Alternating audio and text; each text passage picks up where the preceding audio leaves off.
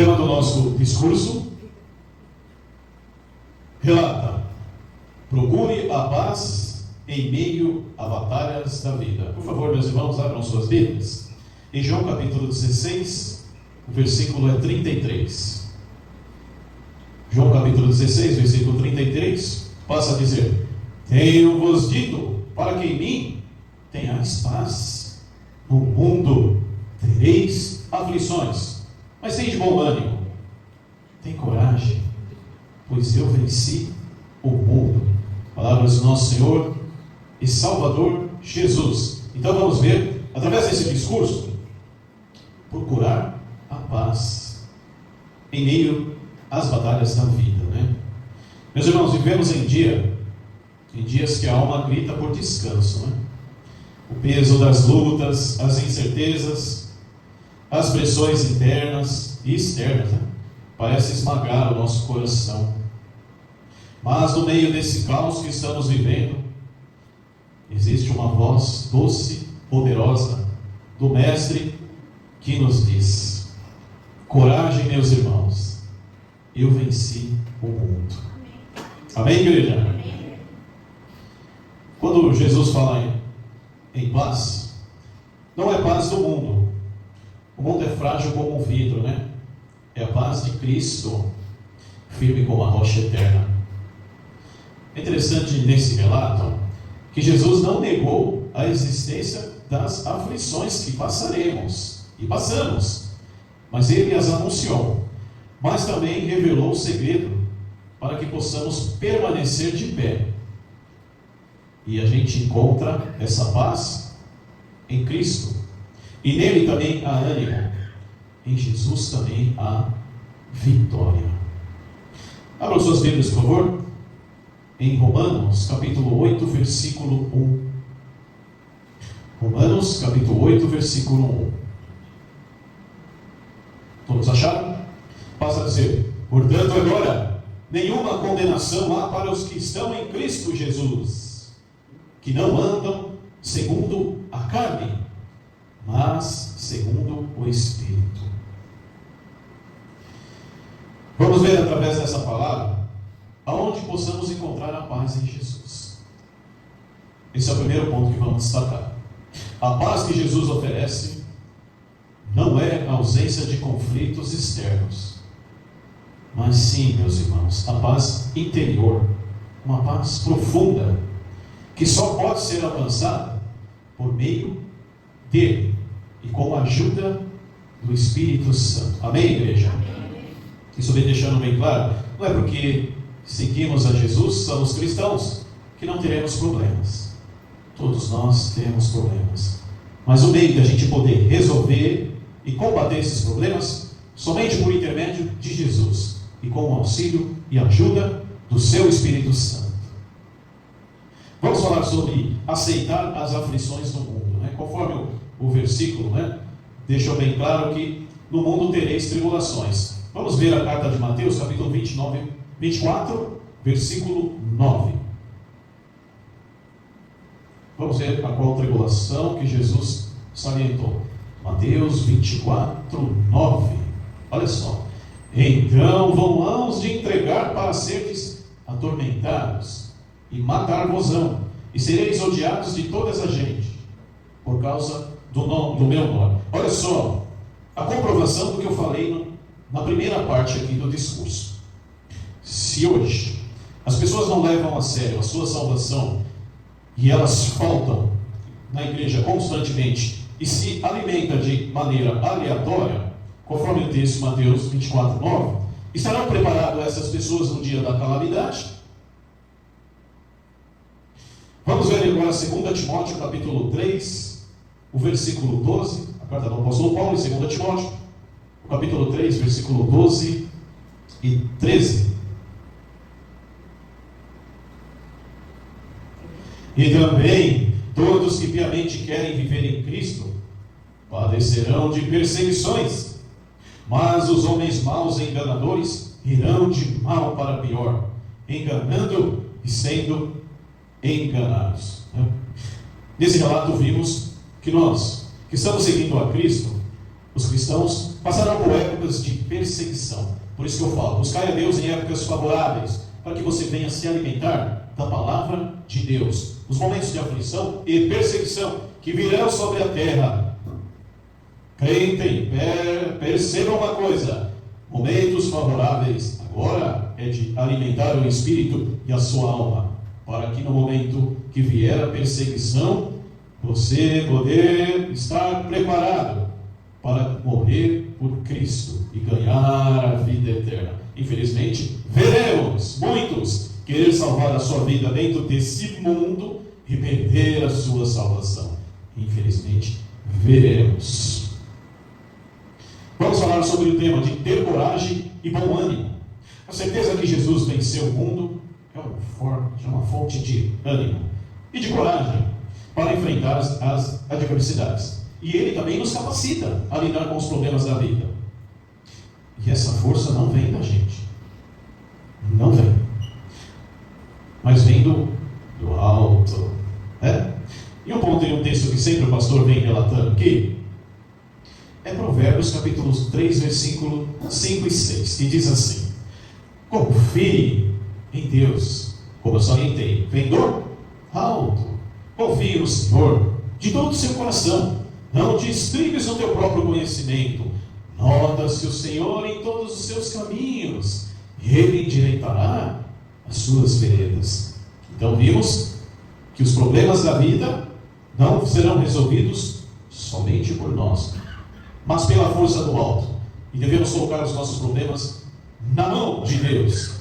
Outro texto também, um texto maravilhoso que justamente Jesus relatou em Mateus 11, 28. Jesus fala assim: para todos que estão com problemas dentro desse mundo, estão sufocados, carregados de problema. Olha a palavra do Senhor Jesus Cristo em Mateus 11, 28. Vinde a mim, todos vocês que estáis sobrecarregados e oprimidos. E aí Jesus fala assim: eu vos aliviarei. Prosseguindo, Jesus fala: tomai sobre vós o meu jugo. E ele fala assim: aprenda de mim, porque eu sou manso, eu sou humilde de coração, e encontrarei descanso para a vossa alma, porque meu jugo é suave e o meu fardo é leve. Então Jesus convida todas as pessoas que estão cansadas e sobrecarregadas dentro desse mundo, pessoas que já se decepcionaram em procurar o mundo, as obras da carne, vivendo alimentando a carne e não o espírito. Jesus ainda está dando o tempo. Jesus fala: vinde a mim, que eu vou acertar e aplumar a sua vida. Amém, igreja? Amém. Outro tema importante é confiar na vitória final. O versículo encoraja os seguidores a não desanimar. Esse versículo está lá em Mateus 24, 13. Aquele que perseverar até o fim, esse sim é o que será salvo. É um texto que eu venho repetindo aqui em todas as nossas reuniões, porque a esperança está na vitória de Cristo. Então, se perseverarmos até o fim, assim como Jesus venceu na cruz, nós também podemos vencer se perseverarmos. Vamos fazer uma grande observação agora. E dentro de toda a passagem de Jesus na terra, podemos destacar duas situações importantes que Cristo passou, que dependia da sua perseverança e amor pelo seu Pai e pela humanidade, que envolvia dar a sua vida por resgate de toda a humanidade. Conforme Hebreus capítulo 2, versículo 14, eterna. Vamos ler Hebreus capítulo 2, versículo 14?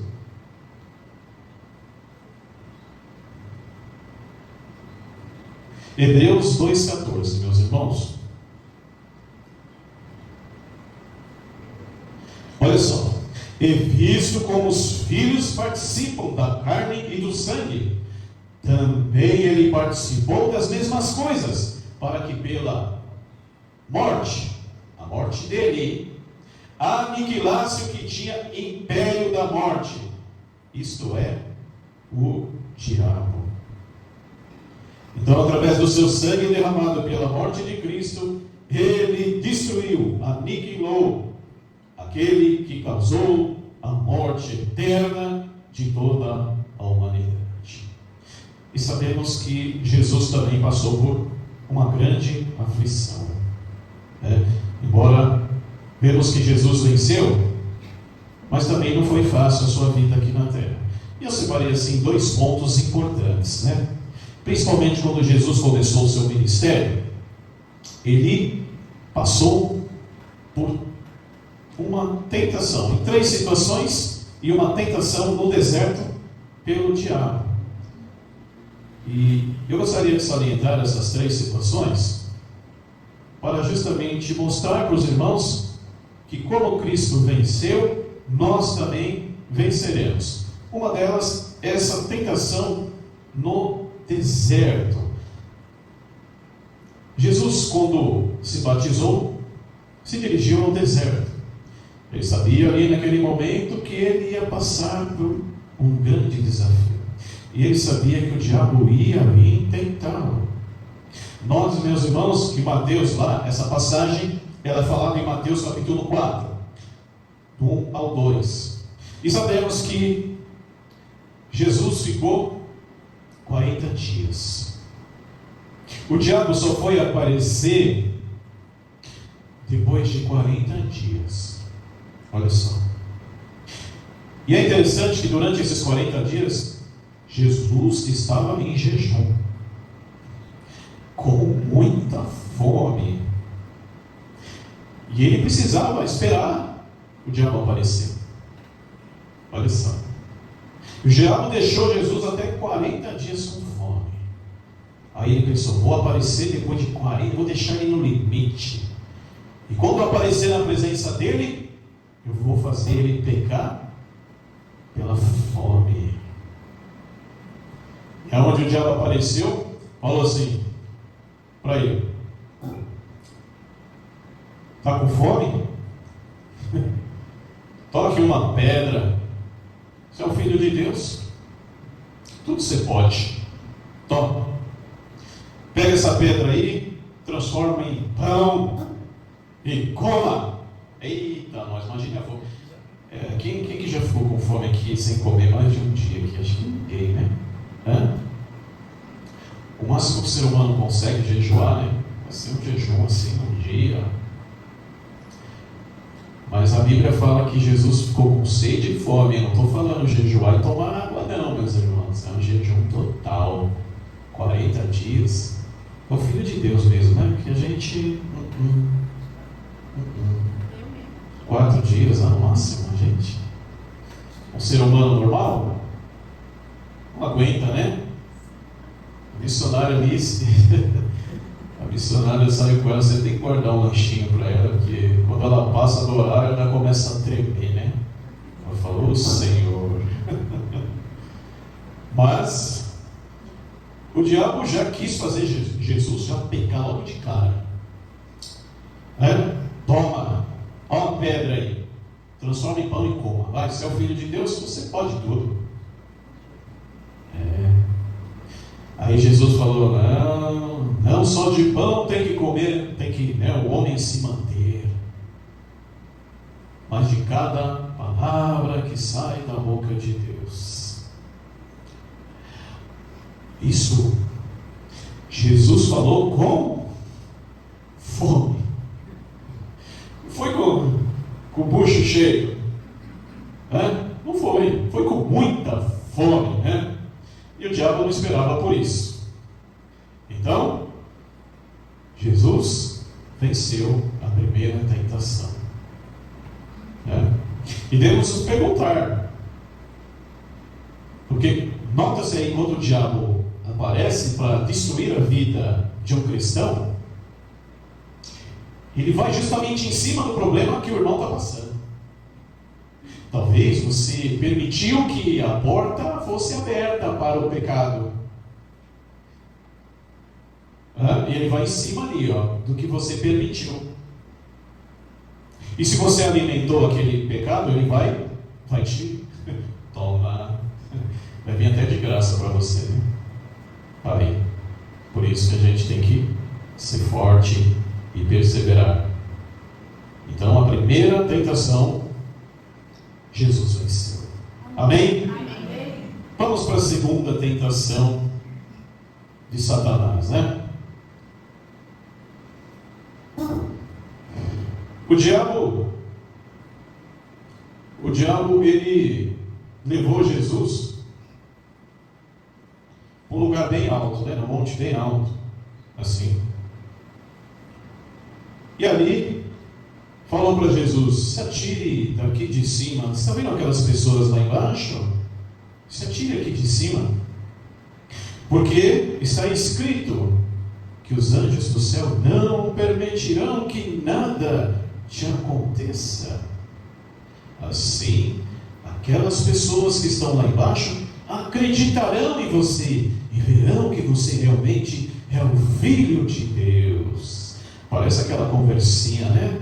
Para Eva: pai, come o fruto, assim você se tornará igual a Deus. Olha a artimanha do diabo, querendo usar igualzinho para Jesus.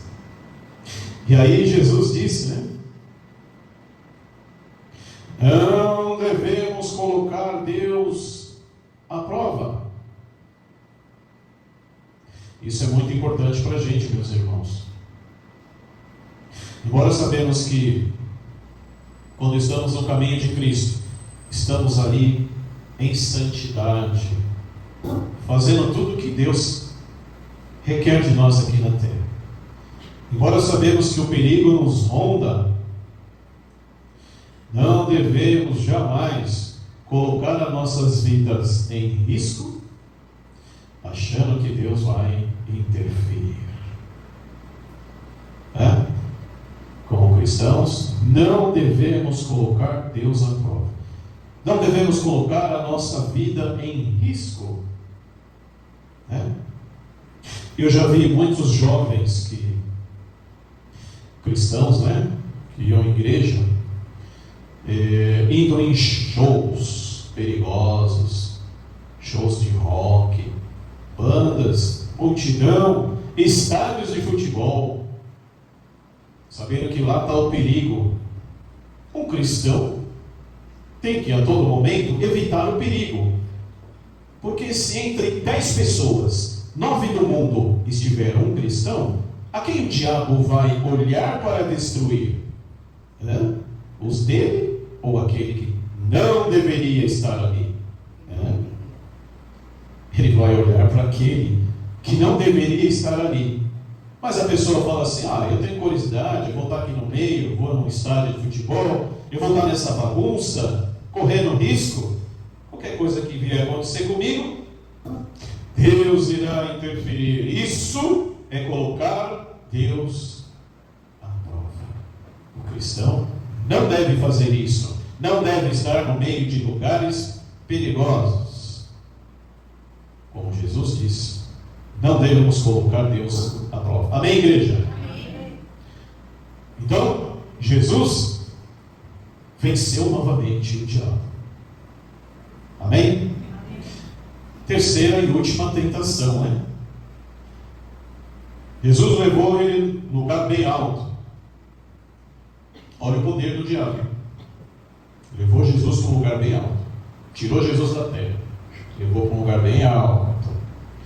E disse assim: tudo é meu, e eu te darei todos esses reinos para você, se você me fizer apenas um ato de adoração. E todas as riquezas e prazeres desse mundo serão seu, porque a mim foi dado e eu dou a quem quiser. E aí Jesus disse: sai, vai-te, porque está escrito: somente ao Senhor teu Deus tem que adorar, somente a Ele que você tem que prestar serviço sagrado. Então Jesus deixou bem claro que é possível ser fiel a Deus sem corromper a vontade, sem se corromper a vontade e os prazeres do mundo. Ou seja, é possível ser fiel a Deus sem riquezas e prazeres para a sua alma. Como muitos hoje em dia que estão trocando a sua salvação por pratos de lentilha. Então, Jesus agindo assim, Jesus venceu novamente. Amém, igreja? Amém.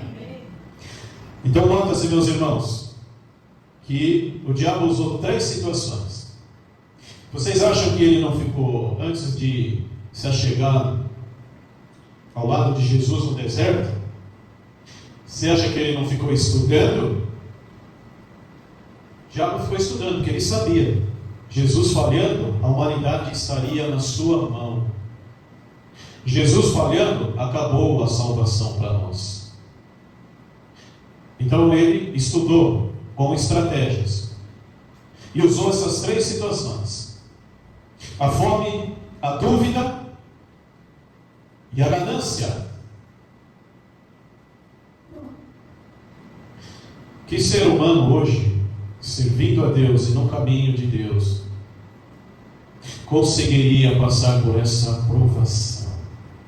A gente vê muitos aí que começam tão bem, mas quando ficam mediante as riquezas do mundo, Senhor, mudam a cabeça, trocam sua salvação por nada. Meus irmãos, o que vemos hoje? Vemos milhares e milhares de pessoas desistindo de sua fé e da lealdade e adoração a Deus. É o que mais a gente vê hoje. E o que mais a gente vê são pessoas trocando a sua salvação por um prato de lentilha, assim como Esaú fez, por nada. Muitas pessoas estão caminhando para a destruição eterna. E muitas pessoas estão satisfazendo a vontade do diabo e os prazeres do mundo, trocando a eternidade com Cristo por uma vida determinada, uma vida marcada de 70 a 80 anos, cheio de tristeza, doenças e tribulação. É isso que a gente está vendo. É isso que estamos vendo em grande demasia. A palavra de Deus, ou seja, a Bíblia Sagrada, por muitos anos ocupava as estantes de nossas casas, que muitas vezes presenciávamos os nossos pais lendo a Bíblia e éramos orientados a fazer o mesmo quando crianças. E esse ato favoreceu e criou uma geração de pessoas e de homens e mulheres no século XX fortes, preparados para vencer qualquer obstáculo. E infelizmente a Bíblia Sagrada foi substituída por celulares e jogos eletrônicos que estão cauterizando a mente das pessoas, entre elas adultos e crianças, roubando todo o seu precioso tempo, tornando essas pessoas viciadas em jogos de azar, relacionamentos virtuais frustrados, separação de casal, pornografia causando destruição de famílias e com grande necessidade pelo uso diariamente do celular. É infelizmente isso que está acontecendo na maioria dos lares cristãos e não cristãos. Então, meus irmãos, Jesus venceu o mundo, Jesus venceu a fome, Jesus venceu a dúvida, venceu os prazeres da carne, mas venceu pela palavra de Deus. Nota-se, quando Jesus estava ali sendo tentado pelo inimigo, ele sempre salientou nas 3 situações: está escrito, está escrito, está escrito. Então Jesus venceu os prazeres da carne, venceu a fome, venceu a dúvida com a palavra de Deus, conforme vimos lá em Timóteo, 2 Timóteo 3,16, que lá salienta: toda a Escritura é inspirada por Deus, ela é proveitosa para ensinar, repreender, para endireitar as coisas, assim que o homem seja perfeito, assim que o homem seja capacitado para toda boa obra. Sim, meus irmãos, Jesus venceu o mundo, venceu com amor, venceu com fé, venceu com perseverança. E Ele diz hoje para todos nós, cristãos: coragem, vocês também podem vencer o mundo. Amém?